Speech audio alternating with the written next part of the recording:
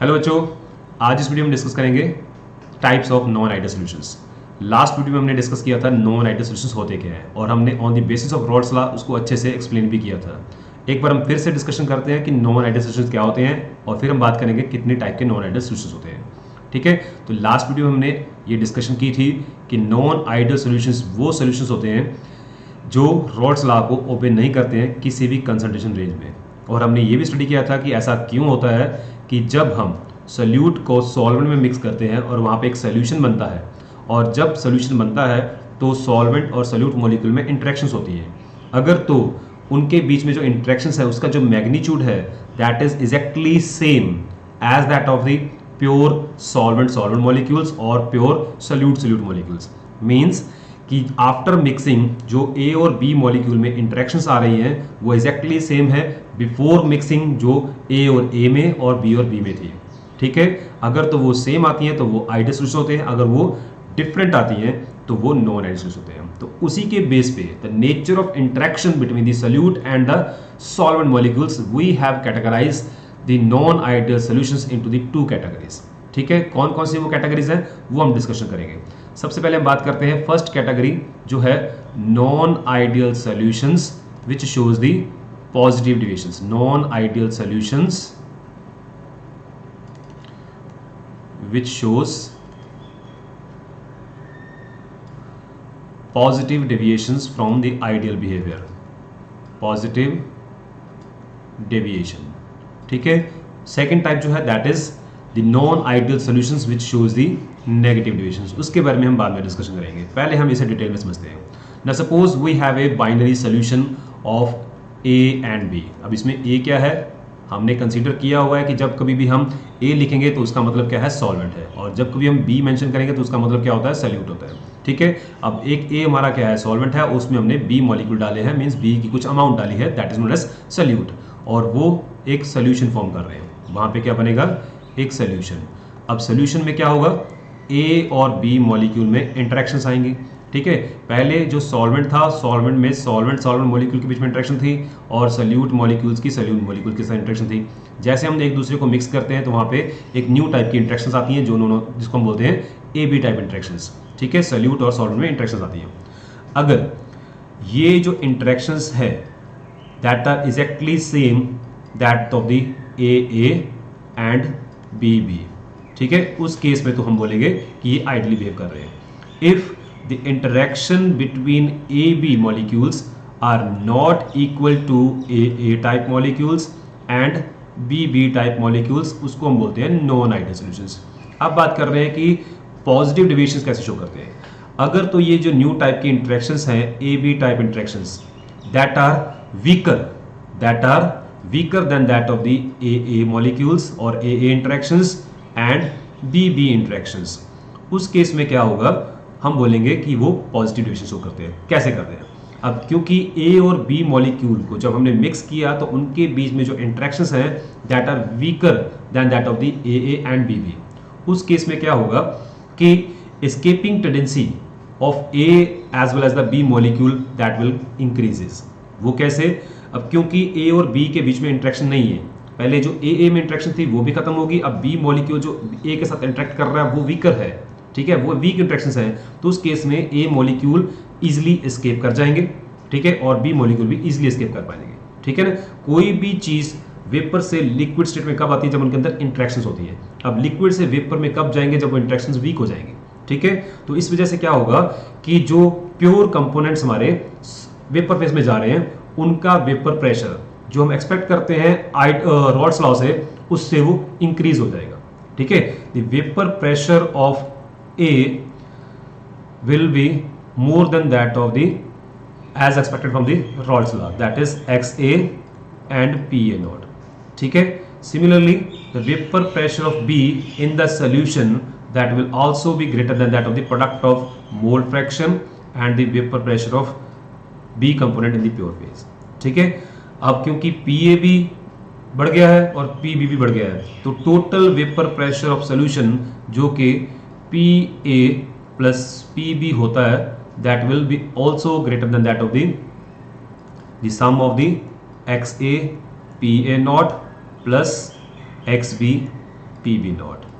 ठीक है, अब इसको हम ग्राफिकली भी एक्सप्लेन करेंगे भी किस तरीके से ये चीज़ होती है। ठीक है, अब हमने ये डिस्कशन की हुई है ऑलरेडी आइडियल सोल्यूशन के केस में कि जब हम वेपर प्रेशर का ग्राफ प्लॉट करते हैं with respect to mole fraction, so वहाँ पे हमें सब जो लाइंस हैं वो स्ट्रेट लाइन मिलती है। ठीक है, सो सपोज यहाँ पे हमारे पास क्या है, दैट इज PA0 और यहाँ पे क्या है PB0, means the vapour pressure of A component in the pure phase and vapour pressure of B component in the pure phase. वो कब हुआ, when XA is equal to 1 था और XB क्या था, यहाँ पे 0 था, और यहाँ पे XA इज इक्वल टू 0 है और XB क्या है, यहाँ पे 1 है। सो यहाँ पे हम क्या रिप्रेजेंट कर रहे हैं, x एक्सिस पे मोल fraction of both the components. ठीक है, और यहाँ पे हम क्या प्रेजेंट कर रहे हैं, vapour pressure of both the component with mole fraction. ठीक है, तो हमने क्या देखा हुआ है कि जैसे जैसे ए कंपोनेंट मीन सॉल्वेंट का मोल फ्रैक्शन कम होता जाता है तो उसका वेपर प्रेशर भी डिक्रीज होता जाता है। सिमिलरली जैसे जैसे मोल फ्रैक्शन ऑफ सेकंड कंपोनेंट हम इंक्रीज करते जाते हैं तो उसका वेपर प्रेशर भी क्या होता है, इंक्रीज होता जाता है। ठीक है, और सोल्यूशन का जो हम देखते हैं आइडियल सोल्यूशन का वो ग्राफ हमारा बिल्कुल स्ट्रेट लाइन इस तरीके से आता है, that is for the ideal solution, that is for the ideal solution. But जब हम देखते हैं कि वो interactions between the solute and the solvent molecules they are weaker, उस केस में हमने देखा था कि vapour pressure of component A is more and component B is also more. तो उस केस में ए का ग्राफ भी क्या आता है, हमारे पास पॉजिटिव डेविएशन शो करता दिखाई देता है इस तरीके से, एंड बी का भी हमारा जो ग्राफ है with vapour pressure with mole fraction वो भी इस तरीके से पॉजिटिवली डेविएट करता हमें नजर आता है। सिमिलरली अब सोल्यूशन का जो हमारा वेपर प्रेशर रहेगा that will also very like this, showing the positive deviations. ठीक है, अब बात आती है कि ऐसा क्यों होता है, ऐसा क्या हुआ कि उनके अंदर जो इंट्रैक्शंस हैं वो वीक हो जाती है। ऐसे कौन कौन से सॉल्यूशंस हैं, पहले हम वो बात करते हैं, एग्जांपल्स लेते हैं, फिर हम डिस्कशन करेंगे इसकी एक्सप्लेनेशन के ऊपर। तो होता क्या है कि हमारे पास कौन कौन सी एग्जांपल्स हैं, कौन कौन से ऐसे सॉल्यूशंस हैं जो नॉन आइडियल सॉल्यूशंस हैं और वो पॉजिटिवली डेविएट करते हैं। ठीक है, तो सबसे पहले हम एग्जांपल लेते हैं कि इथाइल अल्कोहल और साइक्लोहेक्सेन। ठीक है, we have ethyl alcohol plus cyclohexane का जो मिक्सचर है, जो सॉल्यूशन है, that shows the positive deviations.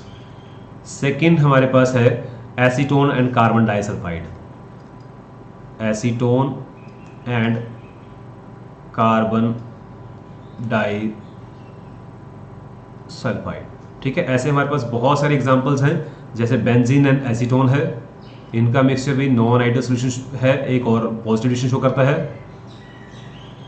ठीक है, so there are number of examples like carbon tetrachloride and chloroform. ठीक है, और we have acetone and ethyl alcohol, ethyl alcohol and acetone. ठीक है, सिमिलरली इथाइल अल्कोहल और वाटर का जो मिक्सचर है that is also a non ideal solution and showing the positive deviations. ठीक है, तो ये कुछ मैंने एग्जांपल लिखी हैं, और भी बहुत सारे एग्जांपल्स हैं। ठीक है, तो आप इनको याद कर लीजिए। ठीक है, तो इसमें हमारे पास हम पहली एग्जांपल लेते हैं, उसको हम यहाँ पे मेन बेस लेके चलेंगे और एक्सप्लेन करेंगे भी किस तरीके से जो उनके अंदर इंट्रैक्शंस हैं सॉल्वेंट और सॉल्यूट में वो वीक होती हैं और उनका वेपर प्रेशर जो है वो आइडियल सॉल्यूशन से डेविएट कर जाता है और पॉजिटिवली वो डेविएट करते हैं। ठीक है, तो क्या होता है कि हम बात कर रहे हैं इथाइल अल्कोहल। इथाइल अल्कोहल का फॉर्मूला होता है C2H5OH। ठीक है, और साइक्लोहेक्सेन जो कि एक हमारे पास साइक्लिक कंपाउंड है, हाइड्रोकार्बन है, जिसमें सिर्फ और सिर्फ क्या है, कार्बन और हाइड्रोजन है। ठीक है, C6H12। क्लियर। सो इनिशियली क्योंकि हमने माना हुआ है कि यहाँ पे इथाइल अल्कोहल क्या है, सॉल्वेंट मॉलिक्यूल है, तो सॉल्वेंट मॉलिक्यूल में इथाइल अल्कोहल मॉलिक्यूल में oxygen of one ethyl alcohol makes the hydrogen bond with the hydrogen of second ethyl alcohol molecule. ठीक है, सिमिलरली इसकी ऑक्सीजन अगले अल्कोहल मॉलिक्यूल के हाइड्रोजन के साथ हाइड्रोजन बॉन्डिंग करती है। ठीक है, तो ये हाइड्रोजन बॉन्डिंग क्या है, सभी मॉलिक्यूल्स में होती है, जैसे हम वाटर में देखते हैं। ठीक है, तो यहाँ पे ये जो हाइड्रोजन बॉन्डिंग है that is strong bonding, that is strong bonding. ठीक है, अब जब हम साइक्लोहेक्सेन मॉलिक्यूल को इस सॉल्वेंट में डालते हैं, ठीक है, अब साइक्लोहेक्सेन क्या है, सॉल्यूट है, अब इस सॉल्यूट को हम इस सॉल्वेंट में डालते हैं टू मेक अ सॉल्यूशन, तो उस केस में क्या होता है कि कुछ मॉलिक्यूल्स जो है साइक्लोहेक्सेन के, वो इन इथाइल मॉलिक्यूल्स की जो हाइड्रोजन बॉन्डिंग है उसको ब्रेक करके उसके बीच में खुद इंटरेक्ट करने की कोशिश करते हैं। ठीक है, और जब वो ऐसा करते हैं तो ये मॉलिक्यूल क्या हो जाते हैं, फ्री हो जाते हैं। अब इनकी आपस में जो इंटरेक्शंस है वो टूट जाती है। ठीक है, अब क्योंकि साइक्लोहेक्सेन मॉलिक्यूल जो है नॉन पोलर मॉलिक्यूल्स है, ठीक है, और इनमें जो इंटरेक्शंस होती हैं they are known as the London forces, dispersion forces. Okay, वो अपने आप में एक फोर्सेज है, बट जब हम एक पोलर और नॉन पोलर मॉलिक्यूल्स के बीच में इंटरेक्शन देखते हैं that are very very weak, तो उस केस में साइक्लोहेक्सेन मॉलिक्यूल्स भी फ्री होते हैं और अल्कोहल मॉलिक्यूल भी फ्री हो जाते हैं, और वो इजीली लिक्विड स्टेट से वेपर फेज में चले जाते हैं। और जब लिक्विड से वेपर फेज में जाएंगे, बहुत ज़्यादा मॉलिक्यूल वहाँ पे चले जाएंगे, तो वहाँ पे वेपर प्रेशर भी क्या हो जाएगा, इंक्रीज हो जाएगा। ठीक है, तो यही कारण है जिस वजह से हम कहते हैं कि जब हम दो मिक्सचर बनाते हैं कोई दो कंपोनेंट्स का, और वो अगर नॉन आइडियल सोल्यूशन बनाता है और उनके अंदर अगर इंटरेक्शंस जो है वो वीकर है as compare to the solvent molecules और solute molecules, in that case they show the positive deviations from the ideal behaviour. ठीक है जी, तो यहाँ आई थिंक ये आपको क्लियर हो गया है। अब बात आती है डेल्टा एच और डेल्टा वी की। हमने पढ़ा हुआ है कि जब नॉन आइडियल सोल्यूशंस बनते हैं तो उस टाइम पे delta H mixing that is not equal to zero. ठीक है, अब यहाँ पे भी हमें ये देखना पड़ेगा कि डेल्टा एच की वैल्यू जो है वो पॉजिटिव है या नेगेटिव है। ठीक है, सिमिलरली डेल्टा वी मिक्सिंग भी हम यहाँ पे स्टडी करेंगे because that will also not equal to zero, क्योंकि हमने स्टडी किया था कि या तो ये वैल्यू इंक्रीज हो जाएगी या फिर डिक्रीज हो जाएगी। ठीक है, अब पहले बात करते हैं डेल्टा एच की। तो डेल्टा एच के केस में हम क्या देखते हैं कि डेल्टा एच जो है इस टाइप के सोल्यूशन में दैट इज पॉजिटिव।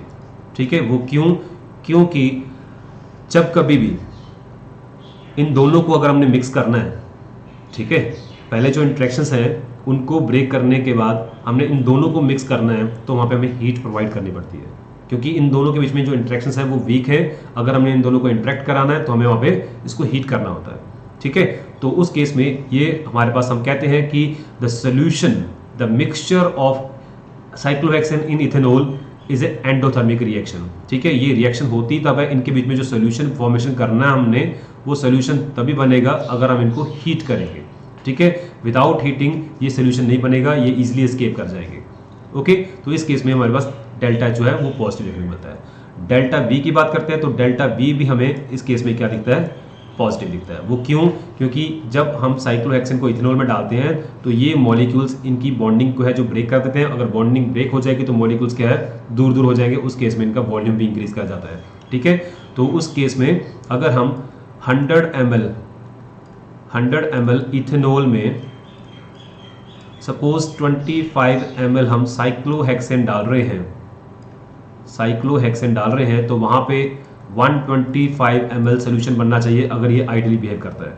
ठीक है, बट यहाँ पे हमने बोला कि ये आइडियल बिहेव नहीं करता है, ये नॉन आइडियल बिहेव करता है। तो उस केस में हम क्या देखते हैं कि इनका वॉल्यूम एग्जैक्टली 125 ना होके 126 या 127 ml हमें वहाँ पे मिलता है। ठीक है, ये जो 1 या 2 ml हमारा वहाँ पे वॉल्यूम जो इंक्रीज होता है that is because of their nature. Clear, तो ये तो थी बात non ideal solutions which are showing the positive deviations. Now we will talk about the second category which is non ideal solutions showing negative deviation. ठीक है, ये बिल्कुल उसके ऑपोजिट है।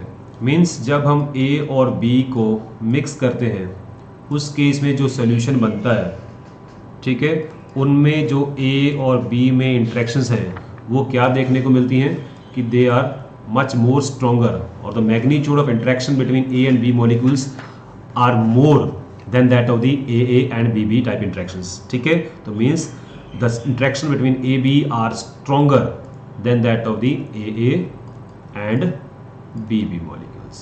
ठीक है, तो उस केस में क्या होगा कि escaping tendency of A and B molecule that will decreases. ठीक है, पहले जो थे उसमें एस्केप कर जाते थे, बट अब जब है उनकी इंट्रैक्शंस पहले से भी ज़्यादा स्ट्रॉन्ग हो गई हैं, अब उनकी एस्केपिंग टेंडेंसी क्या हो जाएगी, वो कम हो जाएगी। तो एस्केप नहीं हो पाएंगे तो वेपर प्रेशर ऑटोमेटिकली डिक्रीज करेगा। तो उस केस में हम कहते हैं कि जो वेपर प्रेशर है ए का, दैट गोज डाउन, ठीक है, then that of the product of mole fraction of A component and the partial pressure of A in the pure state. Similarly, the partial pressure of B will be less than that of the XB and PB naught. ठीक है, अगर ये बात है तो जो total vapour pressure है जो कि होता है PA प्लस PB के equal, so that will be less than that of the sum of XA PA not plus XB PB not.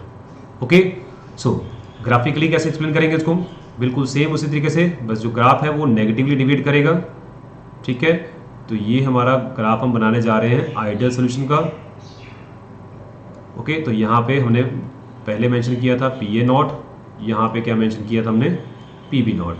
ठीक है, और ये हमारा आइडियल सोल्यूशन का ग्राफ है।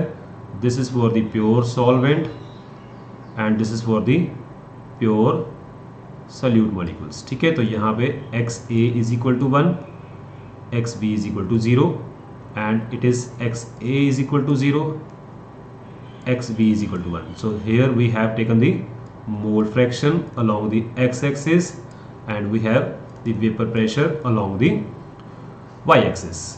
ठीक है, so अब ये क्योंकि आइडियल बिहेवियर है, अब जब कोई सोल्यूशन नेगेटिव डिविएशन शो करेगा और नॉन आइडियल बिहेव करेगा तो उस केस में क्या रहेगा, इनके जो ग्राफ है वो नीचे की तरफ जाएंगे, मींस वेपर प्रेशर जो है वो नेगेटिवली डिविएट करेगा with respect to mole fraction.